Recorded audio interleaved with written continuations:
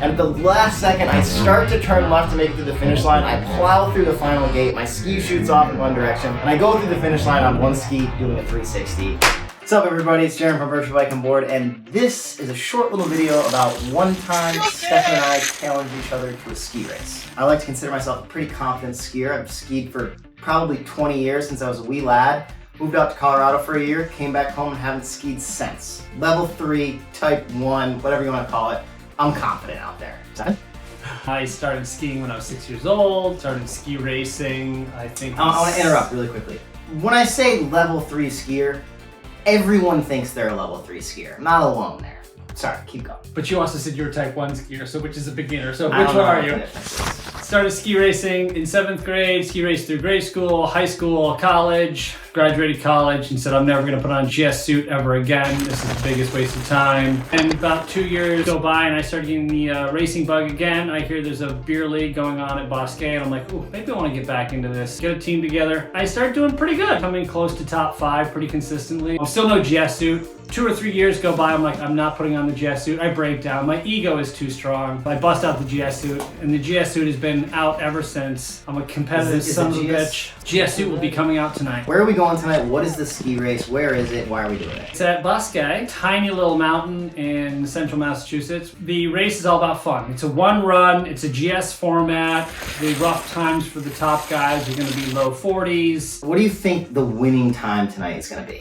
It's snowing outside. I'll set the scene. We've got about 3 inches of fresh pow here in the Berkshires. Depending on how the course is set, our bet is that I will beat Jaron by 10 seconds. To set the scene a little more, I've never been through a race course in my entire life. So my ego is confident, my brain, my gut is a little nervous. My goal for tonight is to make it down the hill in one piece.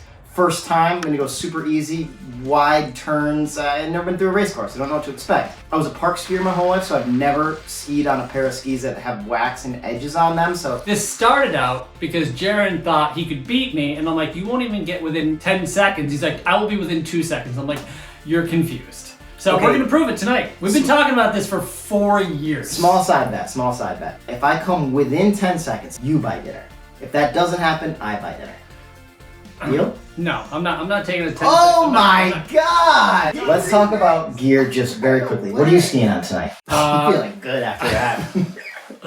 I'm skiing on a pair of Vocal Race Tigers. They're a little tired. They're probably 6 or 7 years old. I'm definitely due a new pair. They're what I would call a cheater ski. Normal race skis are limited by how much turn radius the ski has. Mine are not limited by anything because this is a beer league. You can race anything you want. I'm skiing on 18-meter turn radius, so they turn for me. I'll say I have one competitive advantage here, which is that everything I'm skiing on tonight is brand new. Thank you, Ben at Nordica, for hooking it up with a fresh pair of Nordica Enforcers. They feel wide to me. These are Marker PT bindings, so they're kind of made for going uphill and downhill. Boots are brand new. Everything's brand new. I'm coming to win tonight. He is literally showing up with a knife to a gunfight. Yeah. He is an all-mountain ski that's designed to be ridden in the powder and in the woods. Fresh powder. Never on a race course. We've painted the picture. Now let's go do some skiing. Okay, so recap. I grew up skiing at Bosque as a kid. It was a total podunk, family mountain. I had some of the best times of my life skiing there. They have been recently were purchased by a company trying to rebuild community. My first time back to Bosque after that whole revitalization was last night. There was 2 parking lots full of cars. The mountain was covered in snow. The lights were on. The chairlifts were full, and it just sounded like a bunch of kids having fun in the mountain, and it touched my heart in a way. It felt like I had gone back to my childhood, and I was just really proud to be a part of that community as a kid and again last night. Bosque is now a place where you can get some good skiing with your buddies. You can have a totally edible cheeseburger and sit down in a nice, comfortable lodge. Hold on, what is the difference between a cheeseburger and a cheeseburger? This is from Pittsfield. That's how you say it, from Pittsfield. So, I went out for the first run in 5 years, and turn number 3, pretty quickly got some confidence back. I was skiing the best I ever skied in my entire life, by a lot. So I was like a kid in a candy store. The turns were coming together. One note, we have never seen each other ski. Never. And I see him take off out of the gate, and he has far exceeded my expectations of ripping through the gates that I ever expect. I'm like, God damn, he's doing pretty good. So, it feels good. I drop it. I was nervous about, because they plowed the snow off the course, if my skis were actually gonna turn. By turn number 2, I was like, they totally can grip in. So at that point, I could stop skiing tentatively. My skis were completely hooked up. The top part is like the crux of the run. It's the steepest part, and there's a couple of like what feel like really off-camber turns. I make it through the steep part, I get into the flats. I am skiing with everything I have, yet every single turn I go around a gate, I'm like too wide, too late, I'm making it down by the skin on my chinny chin chin. Like I have no idea what I'm doing. I was trying to make sure I got to the bottom. I get to the flat part of the bottom where there's like 5 or so turns, and I've been watching the previous skiers, and they were all getting into a tuck at that part. So I'm like, I'm gonna get into a tuck, naturally. But this is where like I'm so green when it comes to ski racing. I get into a tuck, and I'm down like this, and I try to look up and see where I'm going, and all I can see is my gloves. I can't see anything on the course in front of me. At that point, my legs are shaking, my heart is racing, I'm confused. At the very end of the course, I didn't get my pre-run, so I didn't realize that the way the course was set up, there was 1 gate for every single turn.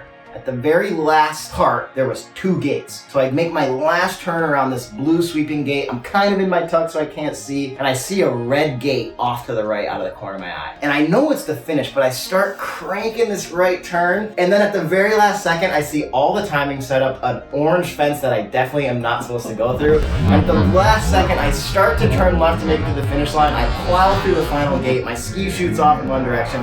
And I go through the finish line on 1 ski doing a 360. I don't know ski racing, but that felt pretty fast. Stefan?